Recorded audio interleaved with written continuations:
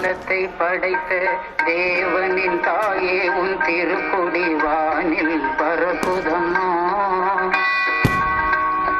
ஞானத்தை படைத்த தேவனின் தாயே உன் திருக்குடி வானில் பரப்புதம்மா. கோல விழாவில் சிறப்பினை கூறி அசைந்தாடி மக்களை அழைக்குதம்மா. ஞானத்தை படைத்த தேவனின் தாயே உன் திருக்குடி வானில் பரப்புதம்மா.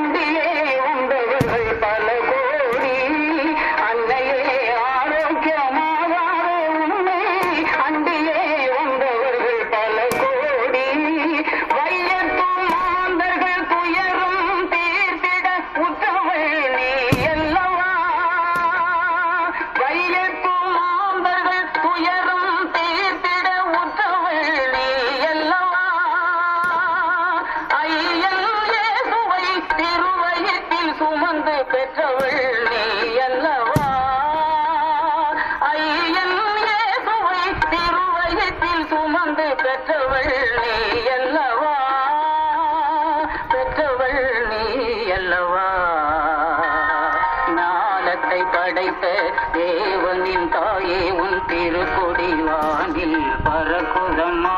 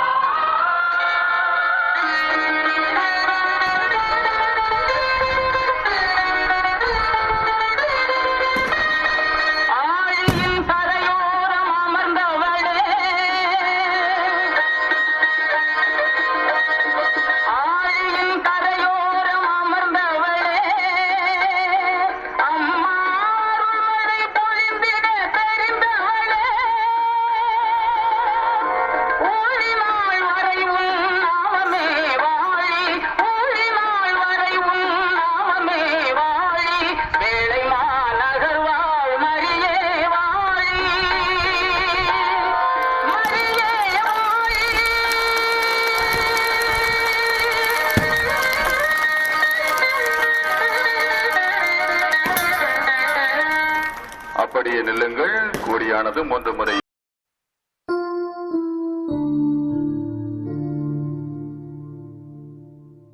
क्रुसाच्या वाटेची भक्ती क्रमांक 1. लेखक फादर ओनील फरोज. सादर करती सौ हेलन डिसिल्वा. सुरुवातीची प्रार्थना. रॉबिन्सन क्रुसो या कादंबरीत रॉबिन्सन हा एका एकाकी बेटावर अडकलेला असतो. एकटा झालेला रॉबिन्सन पक्ष्यांशी दोस्ती करतो आणि त्यांना आपली भाषा शिकवू पाहतो, म्हणजे ते आपल्याशी बोलतील, आपल्याला सोबत करतील अशी त्याला आशा होती. देवा, तुझं आमच्यावर इतकं प्रेम होतं की तुझी भाषा आम्हाला शिकविण्यासाठी तू तुझ्या पुत्राला कालवारीची वाट चालायला लावलंस. तुझा एकटेपणा दूर करण्यासाठी नाही, तर आम्हाला तुझ्या वैभवाचे वाटेकरी करण्यासाठी, आमच्याशी हितगुज करण्यासाठी. चल तर मग देवा, ही क्रुसाची वाट चालून झाल्यावर पाहूया आम्ही शिकलो आहोत की नाही तुझी ही भाषा. पहिले स्थान. पिलात येशूला मरणदंडाची शिक्षा फरमावितो. हे ख्रिस्ता, आम्ही तुला भजतो आणि तुझी स्तुती करतो, कारण तू आपल्या पवित्र क्रुसाद्वारे पापी जगाचे तारण केले आहेस. ज्यांच्या बाजूने सत्य व न्याय नसतो ते शिक्षा ठोठावून भल्या माणसांना उपद्रव देऊन वनवासात पाठवतात, हाच तो दहशतवाद. साधी माणसं नबळी होतात, त्यांचे कमकुवत मन त्यांच्या मार्गात आडवे येते, पण ख्रिस्तासारखे प्रेषित पुढे होतात म्हणून त्या फरमावलेल्या शिक्षेचे ख्रिस्ताला फारसे वाईट वाटले नसावे. प्रवासाला निघताना नकाशा जवळ असला की ध्येय गाठण्याची चिंता नसते. काल्वारीचा नकाशा हा ख्रिस्ताच्या प्राक्तनाला चिकटलेला होता, म्हणून येऊ घातलेल्या संकटांचा फार विचार न करता आता निघणारच आहोत तर फक्त चालत राहावे हे त्याने ठरवले होते. आपण निघावे की न निघावे या प्रश्नातच अर्धे आयुष्य सरून जाते आणि शेवटी एवढा विचार करून आपण आहोत तिथेच उभे कसे याचेही आश्चर्य वाटत नाही. हे प्रभो, आम्हाला सत्याच्या बाजूने उभे कर. दुसरे स्थान, येशू आपला क्रूस वाहतो. हे ख्रिस्ता, आम्ही तुला भजतो आणि तुझी स्तुती करतो, कारण तू आपल्या पवित्र क्रूसाद्वारे सर्व पापी जगाचे तारण केले आहेस. विचार उदात्त असले, टोकाची भूमिका घेण्याचे आव्हान करू लागले की आपली असमर्थता दर्शविण्याऐवजी आपण त्याची चिरफाड करतो. आपल्या अपूर्णतेत ते तोलू मापू लागतो, तेव्हा क्रूस वाहण्याचा बेत कुठल्या कुठे विरून जातो. खरं म्हणजे मोठी माणसं त्यांच्या विचारांमुळेच जगाला परवडत नसतात. ज्यांनी क्रांती घडविली आहे त्यांच्या मनामध्ये प्रथम विचारांचे पुनरुत्थान झाले होते, आणि हेच विचारांचे पुनरुत्थान ख्रिस्ताच्या काल्वारी वाटेवरचे प्रेरणास्त्रोत आहे. ख्रिस्ताच्या विचारांची राख झाली नाही तर आजही मिशनरी या विचारांना वाचा देत आहेत. चांगल्या विचारांनी माणूस प्रक्षुब्ध झाला की क्रूस कितीही अवजड झाला तरी तो वाहू लागतो, कारण पडण्याची त्याला लाज वाटत नसते. हे प्रभो, आमच्यात विचारांचे वादळ निर्माण कर. तिसरे स्थान, येशू पहिल्या वेळेस क्रूसाखाली पडतो. हे ख्रिस्ता, आम्ही तुला भजतो आणि तुझी स्तुती करतो, कारण तू आपल्या पवित्र क्रूसाद्वारे सर्व पापी जगाचे तारण केले आहेस. माणसं कधीकधी अगदी सहज खचून जातात. आयुष्यात संघर्ष करायचे सोडून आटोपते घेतात. माणूस जेव्हा पीडित, वंचित, व्यथित आणि ज्यांना कोणाचाच आधार नाही त्यांचा विचार करू लागतो, तेव्हा स्वतःचे दुःख विसरतो. प्रभू येशू प्रत्येक वेळी पडला तेव्हा आपली पापे गोळा करीत करीत फिरला, म्हणून स्वतःला सावरण्याचे बळ त्याला मिळाले. त्याच्या कंठातून एकच गाणे ऐकू येत होते, मी तुमच्यावर प्रेम केले आहे. हे प्रभो, स्वतःला सावरण्याचे बळ आम्हाला दे. चौथे स्थान, येशू आपल्या आईला भेटतो. हे ख्रिस्ता, आम्ही तुला भजतो आणि तुझी स्तुती करतो, कारण तू आपल्या पवित्र क्रूसाद्वारे सर्व पापी जगाचे तारण केले आहेस. वेदनेचे दोन वाटेकरी भेटले आणि एकमेकांच्या जीवात जीव आला. ज्या वयात एकट्याने जगता येत नाही त्या वयात आई हा एकमेव आधार असतो.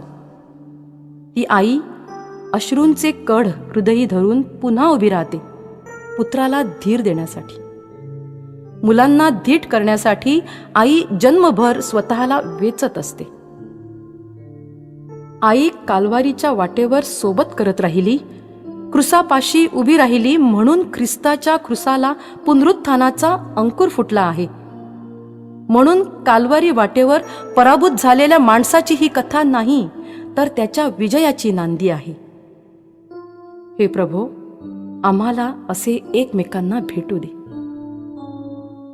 पाचवे स्थान, सायमन सिरेनिकर येशूला क्रूस वाहण्यास मदत करतो. हे ख्रिस्ता, आम्ही तुला भजतो आणि तुझी स्तुती करतो, कारण तू आपल्या पवित्र क्रूसाद्वारे सर्व पापी जगाचे तारण केले आहेस. जेडी कृष्णमूर्ती म्हणतात, to be is to be related. आपल्या असण्यात एक प्रकारची बांधिलकी असली पाहिजे. मदतीचे धागे एकमेकात गुंफूनच तर जीवनाचा रस्ता तयार होतो. दुःखाची सहवेदना झाली की आपल्यातला सायमन जागा होतो आणि आपले खांदे मजबूत होऊन आपण दुसऱ्यांना आधार देऊ लागतो. माणुसकीला तेव्हा हिरवीगार पालवी फुटते. हे प्रभू, आमच्यातला सायमन जागा होऊ दे. 6वे स्थान, वेरोनिका येशूचा चेहरा पुसते. हे ख्रिस्ता, आम्ही तुला भजतो आणि तुझी स्तुती करतो, कारण तू आपल्या पवित्र क्रूसाद्वारे सर्व पापी जगाचे तारण केले आहेस. सोय होईल तेथे सोयर, अशा म्हणी खऱ्या ठरणाऱ्या जगात आपण वावरतोय. अशा वेळेला वेरोनिका रुमाल घेऊन उभी राहिली आणि एक हिरवा तृणांकुर दिसला. आशा पुन्हा पल्लवित झाल्या. अजून खूप काहीतरी बदलेल असं वाटू लागलं. वेरोनिकाच्या रुमालाचं मोल कशातही करता येणार नाही. त्या क्षणी इतकं भरून आलं असेल ख्रिस्ताला की त्याचा हुंदका त्याच्या मुखाच्या रूपाने वेरोनिकाच्या रुमालावर उमटला. माणसाच्या वेदनेला असं डोकं खुपसायला मायेचा ओलावा मिळावा, हीच नित्याची प्रार्थना. हे प्रभो, दुसऱ्यांना आमच्यामध्ये वेरोनिकेचा रुमाल दिसू दे. 7वे स्थान, येशू दुसऱ्यांदा क्रूसाखाली पडतो. हे ख्रिस्ता, आम्ही तुला भजतो आणि तुझी स्तुती करतो, कारण तू आपल्या पवित्र क्रूसाद्वारे सर्व पापी जगाचे तारण केले आहेस. पापाचे ओझे वाहून काल्वारीची वाट थकून गेली आहे, पण ख्रिस्ताच्या पडलेल्या पावलांची गती काही कमी होत नाही. अशा कोसळलेल्या प्रत्येक वळणावर सैतानाचा आवाज प्रभूला ऐकू आला असेल. का अडखळतोस? कुणाच्या सुखासाठी झटतोस? सोयीचा मार्ग सैतान प्रभूला दाखवत होता, पण ईश्वरी मूल्य ऊर फुटले तरी शेवटपर्यंत उराशी जपायचे हा निर्धार करणारा माणूसच प्रेषित बनतो. अनेकांसाठी त्याचे जगणे प्रेरणादायी ठरते. हे प्रभू, आमच्या पावलांची गती वाढव. 8वे स्थान, येशू येरुशलेमच्या शोकग्रस्त स्त्रियांचे सांत्वन करतो. हे ख्रिस्ता, आम्ही तुला भजतो आणि तुझी स्तुती करतो, कारण तू आपल्या पवित्र क्रूसाद्वारे सर्व पापी जगाचे तारण केले आहेस. स्त्रीमुक्ती हे मानवमुक्तीच्या वाटेवरचं पहिलं पाऊल आहे. पण प्रभूला ठाऊक होतं, कितीतरी बायांना एकतर्फी जीवापाड राबावं लागतं. कितीही खटके उडाले तरी त्या मन मारून जगतात. एवढं सोसूनही कधी तक्रारीचा सूरही नसतो. म्हणून अशा सांत्वनाची गरज स्त्रीला असते. ती कमकुवत आहे म्हणून नाही, तर तिचा आत्मसन्मान जागृत करण्यासाठी. हे प्रभू, दुसऱ्यांचा आत्मसन्मान जागृत करण्यास आम्हाला मदत कर. 9वे स्थान, येशू तिसऱ्यांदा क्रूसाखाली पडतो. हे ख्रिस्ता, आम्ही तुला भजतो आणि तुझी स्तुती करतो, कारण तू आपल्या पवित्र क्रूसाद्वारे सर्व पापी जगाचे तारण केले आहेस. प्रत्येक क्षणी उठायचे आणि नव्याने चालत राहायचे, म्हणून या प्रवासात नवे नाते आकारत गेले. एका वळणावर मायेचा ओलावा घेऊन आई भेटली. दुसऱ्याचं दुःख पाहून स्वतःला थोपवू न शकणारी वेरोनिका धावत आली. सायमन सारखा सखा भेटला. येशू, तुझ्या क्रूसात विश्वाची वेदना सामील झाली होती. इतरांच्या दुःखाची दखल घेतली की नाते विस्तारत जाते. पुन्हा उठण्याचे सामर्थ्य अशा या जडलेल्या जोडलेल्या नातेसंबंधात आहे. हे प्रभू, आमच्या नात्यांची वीण घट्ट कर. 10वे स्थान. येशूला लोकसमुदायापुढे वस्त्रहीन करतात. हे ख्रिस्ता, आम्ही तुला भजतो आणि तुझी स्तुती करतो, कारण तू आपल्या पवित्र क्रूसाद्वारे सर्व पापी जगाचे तारण केले आहेस. ख्रिस्ताला वस्त्रहीन करणे हा खरे तर त्यांचा पराभव होता, कारण त्यांच्यातील असहिष्णुता, मूल्यहीनता विवस्त्र झाली होती. जेव्हा भाला काळजात रोवला जातो तेव्हा त्याची धार संपून जाते, कारण त्या शस्त्रातील विष ते हृदय शोषून घेते. निष्पाप माणूस जेव्हा दुःख भोगतो तेव्हा अनेकांच्या मनातील खलवृत्ती, विषवृत्ती नष्ट होते. क्रूसाच्या वाटेचे हे सामर्थ्य म्हणून तो शताधिपती म्हणाला, हा खरोखर देवपुत्र होता. हे प्रभो, विष शोषून घेण्याचं सामर्थ्य आम्हाला दे. 11वे स्थान. येशूला क्रूसावर खिळले जाते. हे ख्रिस्ता, आम्ही तुला भजतो आणि तुझी स्तुती करतो, कारण तू आपल्या पवित्र क्रूसाद्वारे सर्व पापी जगाचे तारण केले आहेस. लोकांनी दिलेल्या यातनेमुळे आम्हा सामान्य माणसांच्या मनात द्वेषाचा अंगार आयुष्यभर धुमसत राहतो.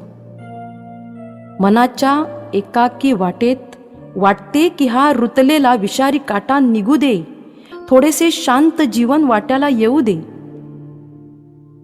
संतापाच्या भरात नको ते शब्द निघतात आणि घमेंडीच्या उन्मादात आम्ही इतरांना डागण्या देतो.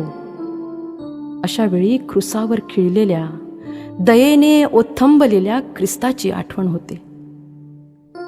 माणसांनी ख्रिस्तासारखे मन मोठे करावे आणि शापाऐवजी उशाप द्यावा. काही प्रमाणात का होईना मुक्तीचा अनुभव येतो. म्हणूनच क्रूसावर खिळलेल्या ख्रिस्ता, तू कृपेचे, कारुण्याचे व क्षमाशीलतेचे अत्युच्च प्रतीक आहेस.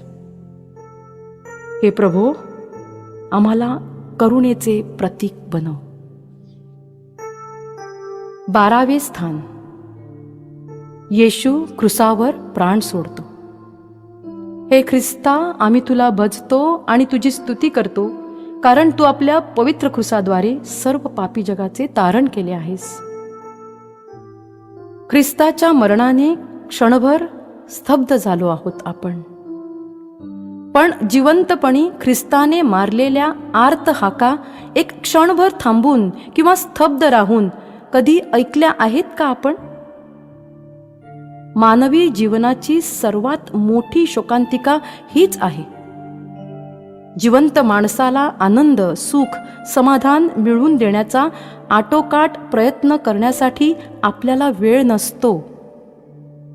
गतिमान जगण्यात अडकलेले आपण सर्व संपून गेल्यावर मात्र वेळ काढतो मनाची लाज झाकण्यासाठी. हे प्रभो, आम्हाला वेळीच जागे कर. 13वे स्थान. येशूचे मृत शरीर त्याच्या आईच्या हातात देतात.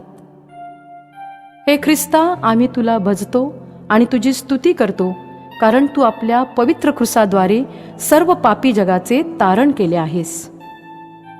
नातं कशाला म्हणतात? जिथे सर्वच अंतरे छोटी होतात. आईच्या कुशीत विसावलेल्या त्या एकाकी क्षणात अंतरे भेदली गेली. रक्ताचं नातं किती मौल्यवान आहे याचं हे सुंदर उदाहरण. प्रभू, विश्व कुटुंब उभारण्यासाठी तू फिरला, म्हणून जेव्हा मनाची अंतरे भेदली जातील तेव्हा एकमेकांच्या कुशीत अगदी सहजपणे आपण विसावा घेऊ. पण बदलत्या परिस्थितीच्या संदर्भात लिव्ह इन रिलेशनशिप, समलिंगी संबंध अशी नवी नाती निर्माण होऊ लागली आहेत. हे सर्व कुणाच्या हिताचे आहे? हे प्रभो, आमच्या रक्ताचं नातं घट्ट कर. 14वे स्थान. येशूचे प्रेत थडग्यात ठेवले जाते. हे ख्रिस्ता, आम्ही तुला भजतो आणि तुझी स्तुती करतो, कारण तू आपल्या पवित्र क्रूसाद्वारे सर्व जगाचे तारण केले आहेस. क्वचितच एखाद्याचे मरण असे सुंदर असते, बुडत असले तरीही उडत आहे असेच वाटते. म्हणून प्रारंभापेक्षा शेवट चांगला असतो, कारण त्या शेवटात पुनरुत्थानाचे बीज दडलेले असते. त्या भोगलेल्या यातनेचे फळ पुनरुत्थानाद्वारे शिष्यांना उभारी देण्यात मिळाले. आपल्या शिष्यांना स्वतंत्रपणे उडण्यासाठी त्याने पंख दिले. हे प्रभो, आमच्यात पुनरुत्थानाचे बीज पेर. शेवटची प्रार्थना. त्यागाची एक नशा असावी. आपण सर्वजण समाजाच्या ऋणात वाढलेलो असतो. त्या ऋणाची परतफेड करताना आपल्या कुवती पलीकडे देण्याचा जो विचार करतो, त्याला ही त्यागाची धुंदी चढून येते. त्याच्या जगण्याला एक मानसिक सौंदर्य लाभते. ज्या ख्रिस्ताने आपल्या जगण्यात स्वतःचा जीव ओतला आहे, त्या ख्रिस्ताप्रती फक्त उपवास काळात हळहळ व्यक्त करायची आणि पुन्हा संपूर्ण वर्ष विस्मृतीच्या समुद्रात स्वतःला लोटून आपण देणार आहोत काय? आमेन.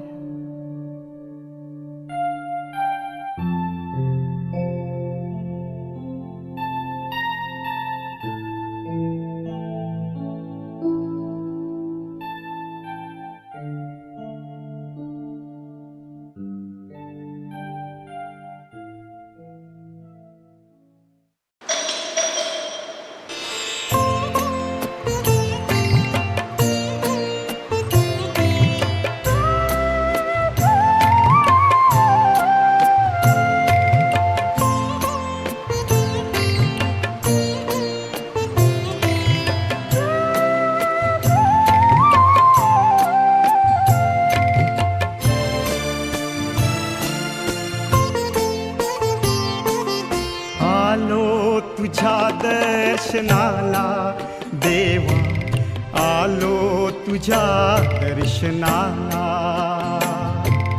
आलो तुझ्या दर्शनाला देवा, आलो तुझ्या दर्शनाला.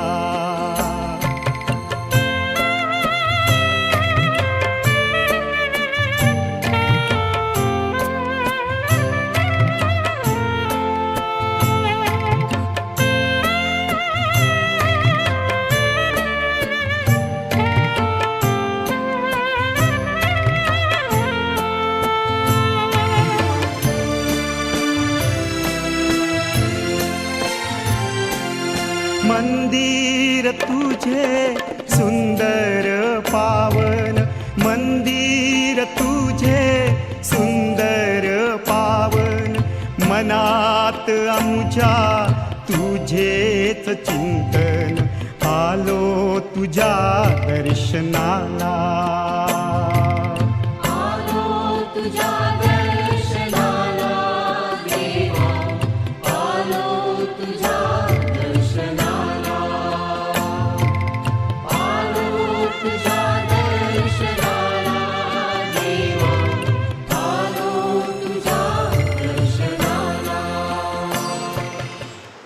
पिता पुत्र व पवित्र आत्मा ह्यांच्या नावे आपल्या प्रभू येशू ख्रिस्ताची कृपा, परमेश्वराची प्रीती आणि पवित्र आत्म्याचा गोड सहवास तुम्हाला लाभो. आणि तुम्हाला सुद्धा. जुलै महिना हा कोळी भाविकांसाठी आनंद उत्सवाचा महिना. ह्या महिन्यामध्ये आमच्या कोळी भाविकांची पावलं मद्रास कलंकनीकडे आणि हृदयाची ओढ आणि त्यांचे डोळे वेलंकनी माऊलीच्या दर्शनासाठी आतुरलेले असतात. माता वेलंकनी कोळी यात्रेकरू संघटनेच्या सहाय्याने कार्मेल माऊलीच्या सणाप्रित्यर्थ आम्ही 9 दिन नोव्हेना भक्ती आयोजित करत असतो. ह्या 9 दिन भक्तिरसात सहभागी होऊन आम्ही आपली श्रद्धा आणि आमचं प्रार्थनामय जीवन अधिक भरभक्कम करण्याचा प्रयत्न करत असतो. कार्मेल माऊली प्रित्यर्थ 9 दिन नोव्हेनाच्या ह्या भक्तियोगामध्ये सहभागी होण्यासाठी मरियेच्या पावलावर पाऊल ठेवून तिचे अनुकरण करण्यासाठी आणि तिच्यासारखं जीवन जगण्यासाठी आम्हाला बोलविण्यात आलेलं आहे. आणि ह्या दिवसामध्ये आम्ही मरिया मातेच्या जीवनावरती विचार मनन चिंतन करणार आहोत. आज नोव्हेनाचा पहिला दिवस 7 जुलै मंगळवार आणि आजच्या भक्तियोगाचा विषय असेल दूताचा मरियेला संदेश. आणि हा दूताच्या संदेशाने हरवलेला आनंद आम्हाला पुन्हा देवाने प्राप्त करून दिलेला आहे. आजच्या मिस्साचं पौरोहित्य करणारे फादर विल्सन डिसोजा यांचं आणि आपल्या सर्वांचं त्या प्रभुभोजनासाठी हार्दिक स्वागत. प्रिय बंधू भगिनीनो, पवित्र रहस्याच्या या उत्सवात सहभागी होण्यास पात्र ठरावीत म्हणून आपल्या पापांची आठवण करूया. सर्वशक्तिमान परमेश्वराजवळ व तुम्हा बंधू भगिनींजवळ मी कबूल करतो की कल्पनाने, शब्दाने, कृत्याने, वाईगईने मी फार पापे केली आहे. हा माझा अपराध, हा माझा अपराध, हा माझा फार मोठा अपराध. म्हणून ते कुमारी पवित्र मरिया, सर्व देवदूत व संत संत व तुम्हा बंधू भगिनींना मी विनंती करतो की माझ्यासाठी आपल्या परमेश्वराजवळ प्रार्थना करा. सर्वसमर्थ परमेश्वर आम्हावर दया करो, आमच्या पापांची क्षमा करून आम्हाला सार्वकालिक जीवनाकडे नेपो. आपण प्रार्थना करूया.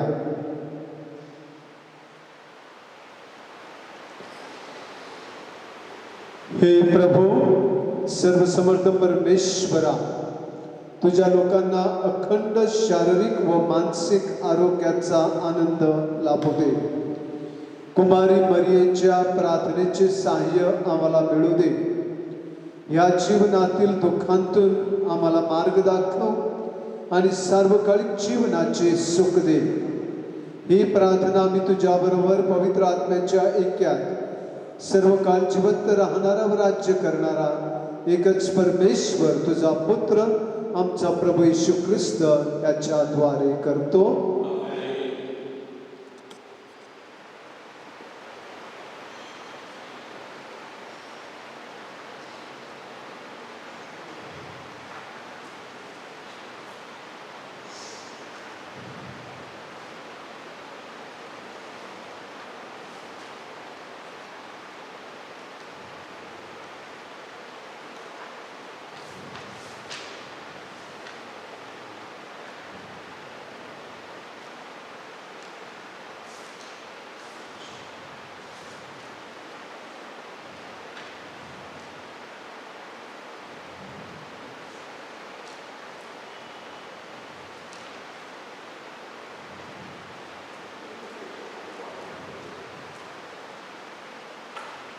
पहिले वाचन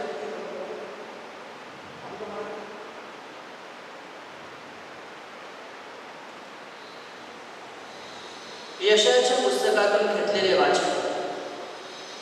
परमेश्वर आहाजला म्हणाला, तुझा देव परमेश्वर याच्याजवळ तू आपणासाठी चिन्ह माग. ते खाली अधोलोकात असो किंवा उध्वलोकात असो. आहाज म्हणाला, मी मागणार नाही, मी परमेश्वराची परीक्षा मागणार नाही. तेव्हा तो म्हणाला, हे दाविदाच्या घराण्या, मी सांगतो ते ऐक.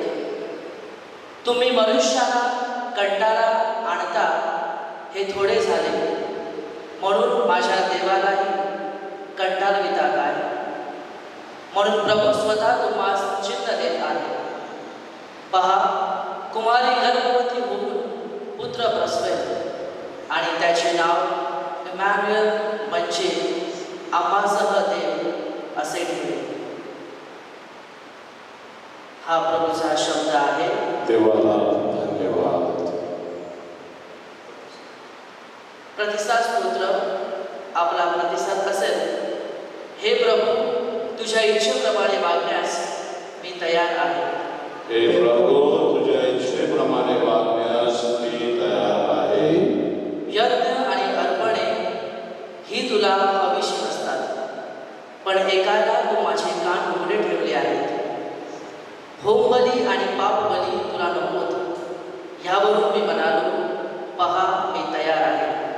आपला प्रतिसाद. हे प्रभू तुझ्या इच्छेप्रमाणे वागण्यास मी तयार आहे. ग्रंथपत्रात माझ्याविषयी लिहून ठेवले आहे की तुझ्या इच्छेप्रमाणे मी वागावे. माझ्या देवा, तुझ्या इच्छेप्रमाणे करण्यात मला आनंद वाटतो. तुझे वचन माझ्या अंतर्यामी आहे. आपला प्रतिसाद. हे प्रभू, तुझ्या इच्छेप्रमाणे वागण्यास मी तयार आहे. हे प्रभू, महासभेत मी तुझ्या नीतिमत्वाचा पुरस्कार केला. मी आपले तोंड बंद ठेवले नाही, हे तुला माहीत आहे. आपला प्रतिसाद. हे प्रभू, तुझ्या इच्छेप्रमाणे वागण्यास मी तयार आहे. तुझे नीतिमत्व मी माझ्या हृदयात लपवून ठेवले नाही. तुझी विश्वसनीयता व मुक्तीची योजना मी जाहीर केली. तुझी दया आणि तुझे सत्य मी महासभेपासून गुप्त ठेवले नाही. आपला प्रतिसाद. हे प्रभू, तुझ्या इच्छेप्रमाणे वागण्यास मी तयार आहे. आता सर्वांनी शुभवर्तमानासाठी उभे असा.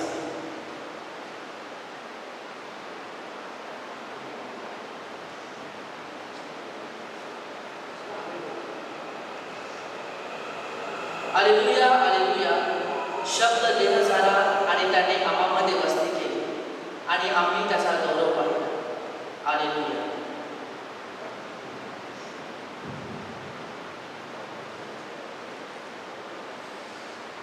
प्रभु तुम्हाबरोबर असो आणि तुम्हाबरोबर सुद्धा. संत लूकच्या शुभवर्तमानातून घेतलेले वाचन. हे प्रभू, तुझा नाम असो. पहा, तू गर्भवती होशील आणि तुला पुत्र होईल. देवाने गालिलातील नाझरेतकर नावाच्या गावी एका कुमारीकडे गब्रिएल दूताला पाठवले. ती दाविदाच्या घराण्यातील योसेफ नावाच्या पुरुषाला दिलेली होती आणि त्या कुमारीचे नाव मरिया होते. देवदूत तिच्याकडे येऊन म्हणाला, हे कृपापूर्ण मरिये, नमस्कार, प्रभो तुझ्याबरोबर असो. या बोलण्याने तिच्या मनात खळबळ उडाली आणि हे अभिमान काय असेल याचा ती विचार करू लागली.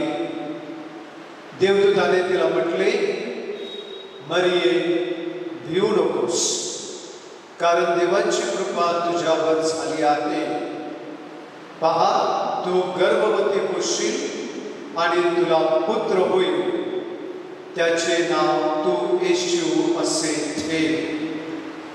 तो थोर होईल व त्याला परमेश्वराचा पुत्र म्हणतील आणि प्रभुदेव त्याला त्याचा पूर्वज दावीद याचे राजासन देईल आणि तो याकोबाच्या घराण्यावर युगानुयुगे राज्य करील व त्याच्या राज्याचा अंत होणार नाही.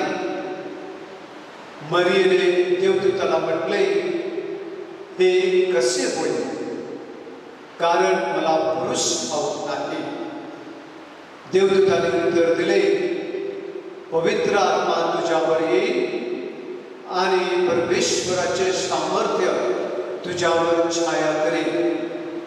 या कारणाने ज्याचा जन्म होईल त्याला पवित्र देवाचा पुत्र असे म्हणते. पहा, तुझ्या नात्यातील एलिशबा हिलाही म्हातारपणी पुत्र गर्भ राहिला आहे आणि जिला वांस म्हणत तिला हा 6वा महिना आहे. कारण देवाला काहीच अशक्य होणार नाही. तेव्हा मरिया म्हणाली, पहा, मी प्रभूची दासी आहे, आपण सांगितल्याप्रमाणे माझ्या बाबतीत घडो. मग देवदूत तिच्यापासून निघून गेला. प्रभूचे हे शुभवर्तमान. हे ख्रिस्ता तुझे स्तुती असो. मरिये मातेच्या नवेनासाठी जमलेल्या माझ्या प्रिय बंधू भगिनीनो, आपला विषय आहे दूताचा मरियेला संदेश. आज जगात झालेली प्रगती पाहिल्यानंतर सध्याचं युग हे कम्प्युटर युग किंवा जनसंपर्क, मास मीडिया आणि सोशल मीडिया यांनी भरून गेलेला आहे. आज एखाद्या गावात काय गोष्ट घडली ही जगभर काही क्षणातच लोकांना समजून जात असते. कारण जगाने बरीचशी प्रगती केलेली आहे. जग हे कम्प्युटर युग म्हणून मानलं जातं. सध्याचा काळ हा मास मीडियाचा आणि सोशल मीडियाचा काळ म्हणून गणला जात आहे. पूर्वी माझ्या प्रिय बंधू भगिनीनो, एखादी गोष्ट जर आपल्याला दुसऱ्यांना कळवायची असेल तर आपण पत्र लिहत असो, तार पाठवत असो. परंतु आज टेलिफोन आलेले आहेत, टेलिग्राम आलेले आहेत. आज एका मिनिटामध्ये जे काही वसईतील गावात घडतं ते अमेरिकेपर्यंत लोकांना पोहोचवलं जातं. पूर्वी तशी परिस्थिती नव्हती आणि खरोखरच विज्ञानाने खूप प्रगती केलेली आहे. जग बरंच पुढे गेलेलं आहे. त्याबद्दल आपण परमेश्वराचे आभार मानले पाहिजे. जेव्हा मी विद्यार्थी होतो तेव्हा आम्हाला घरातून पत्र यायची आणि आम्ही त्या पत्राची वाट बघत असू. परत परत ते पत्र आम्ही वाचत असू, कारण आमच्या आई वडिलांनी दिलेले संदेश, आमचे नातेवाईक कसे आहेत ते आम्हाला कळत असत. अशीच एक गोष्ट संत फ्रान्सिस झेवियरने सांगितलेली आहे, जे भारतामध्ये मिशन कार्य करण्यासाठी आलेले होते.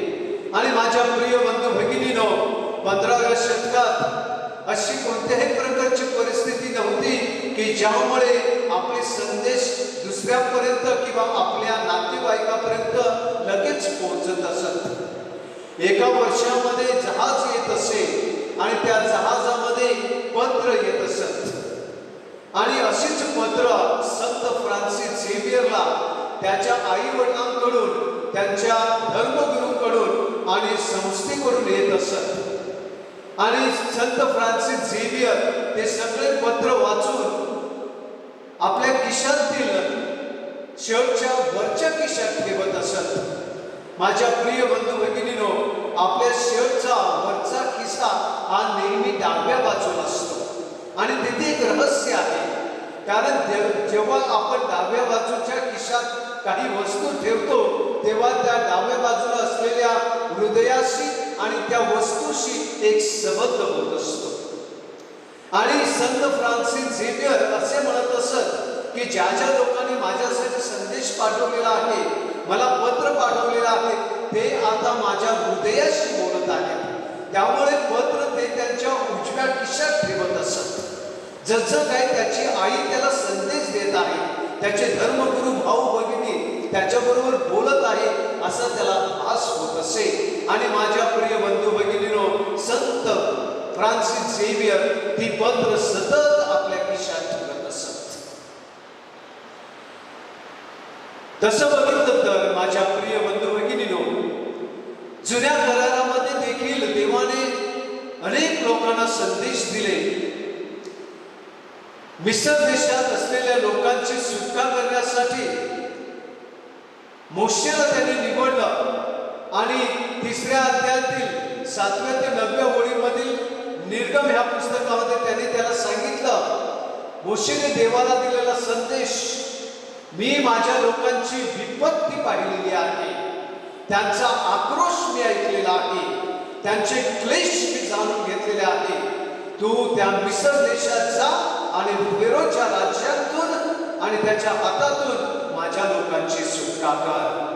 होय माझ्या प्रिय बंधू भगिनीनो, मोशेला दिलेला देवाने हा संदेश. पुढे आपण वाचतो की शमूएलच्या पहिल्या पुस्तकातील 3ऱ्या अध्यायातील 4थ्या ओळीमध्ये जेव्हा शमूएल झोपलेला होता तेव्हा त्याला परमेश्वराचा संदेश आला. शमूएलला देवाने हाक मारली आणि शमूएल थोडा गुचपळून गेला, चलबिचल झाला आणि धावत धावत तो एलियाकडे गेला. तुम्ही मला बोलवलं काय? तुमचा काय संदेश आहे? आणि तेव्हा तो म्हणाला, मी तुला बोलवलं नाही, जाऊन झोप. आणि दुसऱ्या वेळेला देखील तोच संदेश. दुसऱ्या वेळेला देखील तो एलियाकडे धावला आणि 3ऱ्या वेळेला एलियाला कळलं की हा परमेश्वराचा संदेश आहे, ही परमेश्वराची वाणी आहे, परमेश्वर शमूएलशी बोलत आहे. आणि अशा वेळेला त्याने त्याला सांगितलं, आता जर परमेश्वराची वाणी तुझ्यापर्यंत पोहोचली तर मन बोल, तुझा दास ऐकत आहे. होय माझ्या प्रिय बंधू भगिनीनो, परमेश्वराने परत शमूएलला 2दा नावाने हाक मारली आणि शमूएल म्हणाला, परमेश्वरा बोल, तुझा दास ऐकत आहे. आणि परमेश्वराने शमूएलला संदेश दिला की एलिया घराण्याचा मी नायनाट करणार आहे, त्यांच्यावर मी अनिष्ट आणणार आहे. माझ्या प्रिय बंधू भगिनीनो, जेव्हा परमेश्वराने मानवाला संदेश दिले ते संदेश आनंदाचे होते, ते कधी अरिष्टाचे होते, कधी सुखद होते तर कधी वाईट आणि न्यायनाट करणारे असे होते. आणि एक उदाहरण द्यायचं झालं तर एलिया संदेश त्याला झालेला तो परमेश्वराचा भास. कारण परमेश्वर अग्नीच्या रूपाने बोलत असे, परमेश्वर वाऱ्याच्या रूपाने बोलत असे, परमेश्वर भूकंपाच्या रूपाने बोलत असे, तर एलिया संदेश त्याबरोबर माझ्या प्रिय बंधू भगिनीनो शांत आणि मंद वाणीने परमेश्वराने त्याला संदेश दिला. म्हणूनच संदेश ह्या शब्दाचा अर्थ प्रॉफेटेस किंवा नबी, ज्याला हिब्रू आणि ग्रीक मध्ये आपण म्हणतो, तो परमेश्वराच्या मध्यस्थीने बोलणारा, परमेश्वराच्या बाजूने देणारा संदेशता म्हणजे संदेश देणारा. तो परमेश्वराची वाणी सांगतो, परमेश्वराच्या बाजूने बोलतो, म्हणून त्याला संदेशता म्हणतो. आजच्या पहिल्या वाचनामध्ये दिलेला तो संदेशता म्हणजे येशया संदेशता. आणि येशया संदेश त्याने आजला दिलेला तो संदेश, तो दुसरा तिसरा कोणता नसून एक कुमारिका गर्भवती होईल, ती पुत्राला जन्म देईल. होय माझ्या प्रिय बंधू भगिनीनो, देवाने दिलेला तो संदेश हा एक प्रॉफेसी होता, तो एक संदेश होता. आणि तोच संदेश आजच्या शुभवर्तमाने मध्ये परिपूर्ण झालेला आहे. संदेश वेगवेगळ्या प्रकारे दिले जात असत, परंतु देवाने संदेश देण्यासाठी त्याचा स्वतःचा दूत पाठवला. म्हणून तो देवदूताचा संदेश मर्यादा नव्हता, तर तो स्वतः देवाचा संदेश होता. माणूस देवाचा संदेश देऊ शकतो, स्वतःचा संदेश तो दुसऱ्यांना देऊ शकत नाही. आणि मरियेला आलेला तो संदेश दुसरा तिसरा कोणता नसून तो देवाचा पुत्र तुझ्यामध्ये वस्तीबद्ध होणार आहे, तो गर्भधारण करणार, तू गर्भधारण करणार आहेस, तू देवाला जन्म देणार आहेस, हा संदेश होता. होय माझ्या प्रिय बंधू भगिनीनो, हा साधा संदेश नव्हता. त्यामुळे ती चलबिचल झालेली होती, तिच्या मनामध्ये खळबळ झालेली होती. देवाचा दूताचा मरियेला आलेला संदेश ऐकताच ती चलबिचल झाली, परंतु ती प्रार्थनेत होती. देवदूताची वाणी तिने ऐकली आणि देवदूत तिला काय बोला, कृपा पूर्ण मरिये, कृपा पूर्ण स्त्रिये, कल्याण असो, प्रभो तुझ्या बरोबर असो.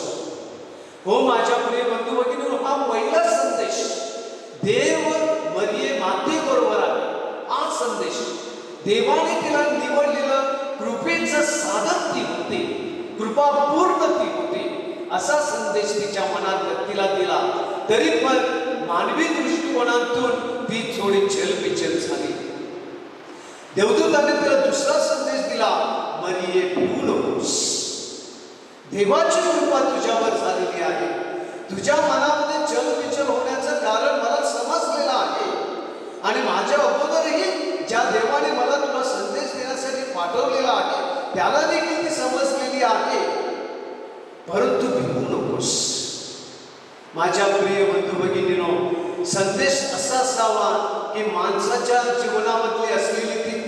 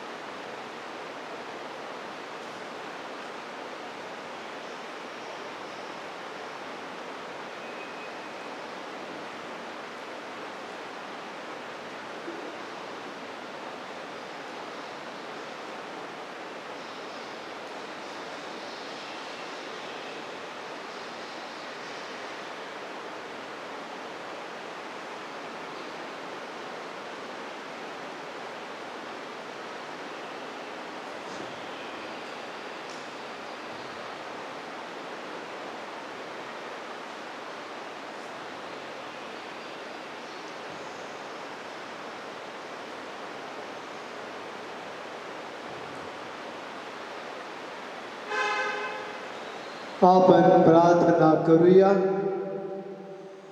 हे प्रभू, कुमारी मरियेचा सन्मान करीत असता आम्ही हा पवित्र संस्कार आनंदाने साजरा करतो आणि तुझ्या दयेची याचना करतो. तिचा विश्वास व प्रेम तुझ्या तारण कार्यात अधिक विश्वासूपणे सहभागी होण्याकरता आम्हाला स्फूर्तिदायक ठरव. ही प्रार्थना आम्ही प्रभू येशूच्या नावाने करतो. प्रभू तुम्हा बरोबर असो. सर्वसमर्थ परमेश्वर पिता, पुत्र व पवित्र आत्मा तुम्हास आशीर्वाद देवो. देवाचा संदेश जगाच्या कानाकोपऱ्यामध्ये पसरविण्यासाठी तुम्हास पाठविण्यात येत आहे.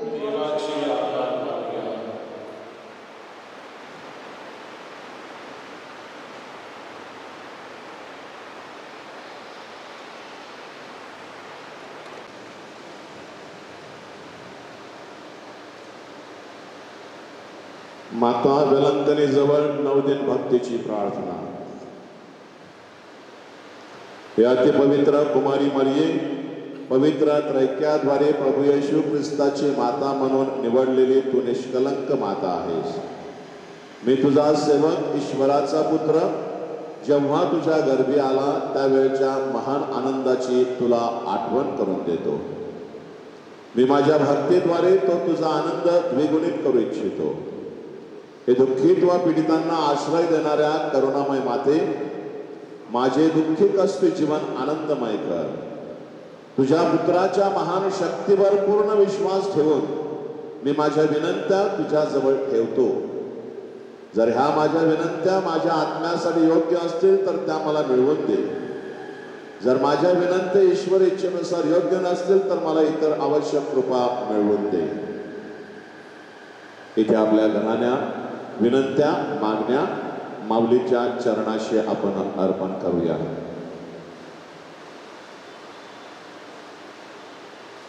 चांगल्या आरोग्यासाठी, चांगल्या मासलीच्या धंद्यासाठी, चांगल्या शेतीफाटीसाठी, चांगल्या पाऊस पाण्यासाठी, करोनामुक्त जीवन, संसार, घरदार, शेजोळ, परिवार, पॅरिश, देश होण्यासाठी जे उद्योगधंदे करणारे आहेत, कामधंदा करणारे आहेत, नोकरीधंदा करणारे आहेत, त्यांच्यावरती माऊलीचं वरदहस्त येण्यासाठी, आपल्या सर्वांची इच्छा आकांक्षा पूर्ण होण्यासाठी, जे अपत्यहीन आहेत, जे आजारी आहेत विविध रोगाने, या सगळ्यांना बरेपण मिळण्यासाठी आणि आपल्या सर्वांच्या हेतूसाठी. हे ईश्वराचे माते, तुझ्यावर माझा पूर्ण विश्वास आहे. ह्यासाठी मी ही नवदिन भक्तीची प्रार्थना करतो. येशूच्या जन्माच्या वेळी तुला जो आनंद झाला त्याची आम्ही आठवण करतो व त्याच्या स्मरणार्थ मी ही नवदिन भक्तीची प्रार्थना करतो. ती तू ऐकून घे आणि माझ्या 3 नमो कृपा पूर्ण मरिये ह्या प्रार्थनांचा स्वीकार कर. नमो हे कृपा पूर्ण मरिये, प्रभू तुझ्या ठाई आहे, धन्य तू स्त्रियामध्ये आणि धन्य तुझ्या उदराचे फळ येशू. हे पवित्र मरिये, देवाचे माते, आम्हा पाप्यांसाठी आता आणि आमच्या मरणाच्या वेळेस विनंती कर. आमेन. Hail Mary, full of grace, the Lord is with you. Blessed are you amongst women, and blessed is the fruit of thy womb, Jesus. Holy Mary, Mother of God, pray for us sinners, now and at the hour of our death. Amen. Pranam Maria, कृपा पूर्ण तू श्रीयो में धन्य है, धन्य यीशु तेरा फल. प्यारे मरिया, प्यारे मरिया, प्रार्थना करना हमारे लिए. प्यारे मरिया, प्यारे मरिया, प्रार्थना करना हमारे लिए.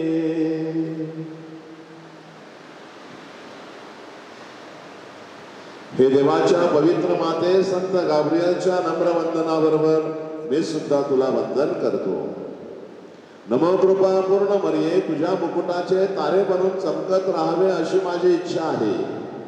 हे पीडितांच्या आश्रया सर्व संतांच्या पुण्यामुळे तू माझी विनंती पूर्ण कर. तुझ्या आणि तुझ्या पुत्राच्या प्रेमाची आठवण करून माझी ही विनंती मान्य कर. तथास्तु. निष्कलंक मातेवर आधारित प्रार्थना. हे माझ्या देवा, मला सहाय्य कर. हे प्रभो, माझी प्रार्थना ऐकून घे. पिता, पुत्र आणि पवित्र आत्मा ह्यांचा गौरव असो. निष्कलंक मातेचे नाव वंदनीय आहे. हे मरिया माते, तू सुंदर आहेस. तू मूळ पापापासून अलिप्त आहेस. तू इस्रायलचा आनंद आहेस. तू आमच्या प्रजेचा महिमा आहेस.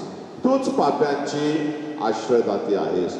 हे माते मरिया, हे बुद्धिमान कुमारी, हे कृपाळू माते, आम्हासाठी प्रार्थना कर. प्रभू येशू ख्रिस्ताजवळ आम्हासाठी विनंती कर. पवित्र कुमारी मरिये, तू पापरहित आहेस. पवित्र आत्म्याच्या योगाने गर्भे संभवलेल्या प्रभू येशू जवळ आम्हासाठी प्रार्थना कर. आमेन. आपण प्रार्थना करूया. हे प्रभू परमेश्वरा, तू पवित्र कुमारी मातेला आपल्या पुत्राची माता म्हणून निवडलेस. तू आपल्या पुत्राद्वारे मूळ पापाच्या कलंकापासून तिला दूर ठेवलेस. मृत्यू अगोदरच तिला मुक्ती दिलीस. आम्हाला असे वरदान दे की आम्ही या मातेच्या याचनेने पवित्र होऊन तुझ्या जवळ येऊ शकू. ही प्रार्थना आम्ही आमच्या प्रभू ख्रिस्ताद्वारे करतो. आमेन. आजारांसाठी प्रार्थना. हे कुमारिकांच्या कुमारी आरोग्यदायी स्वामिनी, वेलंकनीमध्ये विराजमान झालेल्या ईश्वराच्या माते, तू माझ्या आत्म्याला व शरीराला सहाय्य करतेस. तुझ्या दयेवर आणि शक्तीवर भरवसा ठेवून मी तुझ्याकडे धाव घेतो. माझा आजार दूर कर. म्हणजे मी तुझा व तुझ्या पुत्राचा महिमा गात राहीन. हे माते, तू सर्व आजारांना आत्मविश्वास दृढ करण्यास मदत कर आणि जर त्यांच्या आत्म्यासाठी योग्य असेल तर त्यांना योग्य आरोग्य प्राप्त करून दे. त्यांना चांगले मरण यावे म्हणून सहाय्य कर. हे कृपापूर्ण माते, माझे कष्ट दूर कर. हे आरोग्यदायी माते, मला सहनशक्ती दे, म्हणजे जगातील सर्व मोहापासून अलिप्त राहून मी माझ्या आत्म्याला तुझ्या इच्छेनुसार पवित्र ठेवू शकेन. हे दयाळू माते, तू कुणालाही नकार देत नाहीस. माझ्या संकटामध्ये तू मला मदत करशील ह्यावर माझा पूर्ण विश्वास आहे. तूच रोग्यांची व पीडितांची सहानुभूती आहेस. अशा वेळी फक्त तूच आमचे अश्रू पुसू शकतेस. तूच सर्व ख्रिस्ती जनांची आश्रयदाती आहेस. ख्रिस्ताची माता असल्यामुळे तूच आमची विनंती ख्रिस्ताकडे पोहोचवू शकतेस. हे दयाळू व शक्तिमान माते, आमचे रक्षण कर. हे स्वामिनी, आम्ही ईश्वराबरोबर अनंत काळचा आनंद उपभोगण्यास चांगले ख्रिस्ती जीवन जगावे म्हणून आमच्यासाठी प्रार्थना कर. आमेन. आत्मिक आणि शारीरिक गरजांसाठी प्रार्थना. हे स्वामिनी, तू ईश्वराकडून मिळालेला माझा खरा आश्रय आहेस. दुःखाच्या प्रसंगी तू विश्रांतीचे स्थळ आहेस. तू पापाच्या अंधारात खितपत पडलेल्या आत्म्यांचा प्रकाश, दुर्बलांचे बळ, गरिबांचे धन, पीडितांची आशा आणि मानवप्रेमी ईश्वराची माता असल्यामुळे माझ्यावर दया कर. हे स्वर्गाच्या व पृथ्वीच्या राणी, कृपापूर्ण माते, पाप सागरात बुडालेल्या लोकांना वाचवणारे, तुझ्या सहाय्याने तुझ्या सेवकास पापापासून मुक्तता प्राप्त होते. रोग्यांच्या आश्रयदाते, पीडितांचे सहाय्यदाते, संसार मुक्तीच्या सिंहासना, तुझ्या जवळ आलेल्या मज पाप्याला दूर सारू नकोस, तर माझ्या करुण याचनेचा स्वीकार कर. तथास्तु.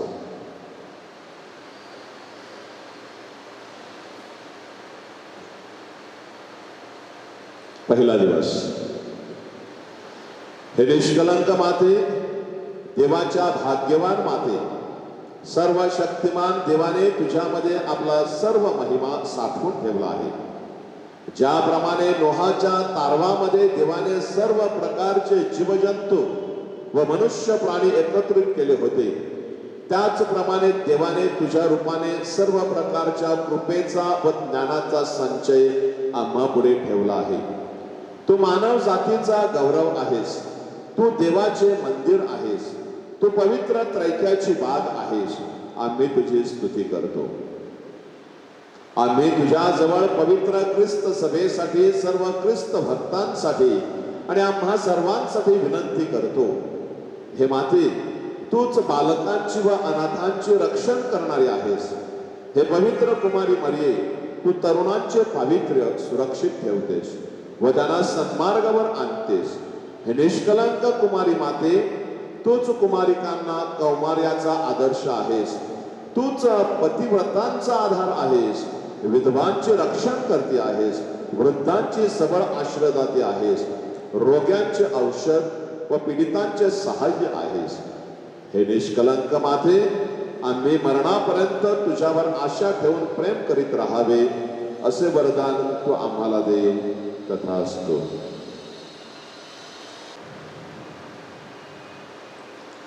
Blessing of the sick. Our help is in the name of the Lord who has made heaven and earth. Lord, hear my prayer and let my cry come to you. The Lord be with you and also with you. Let us pray.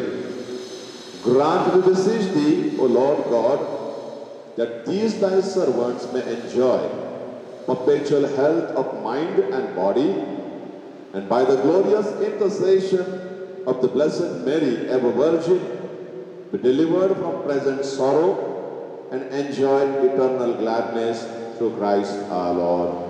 Amen.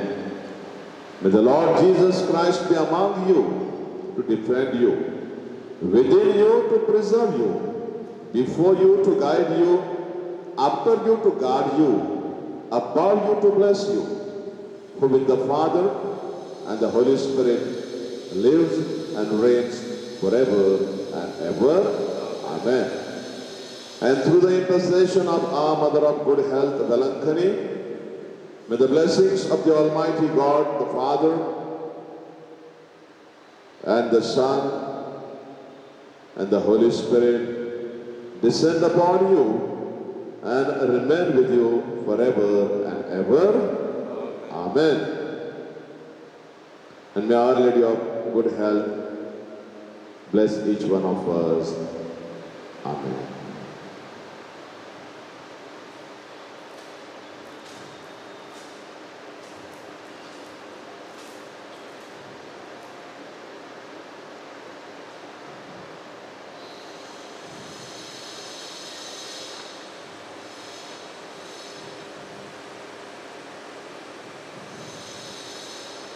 आज का पहला होने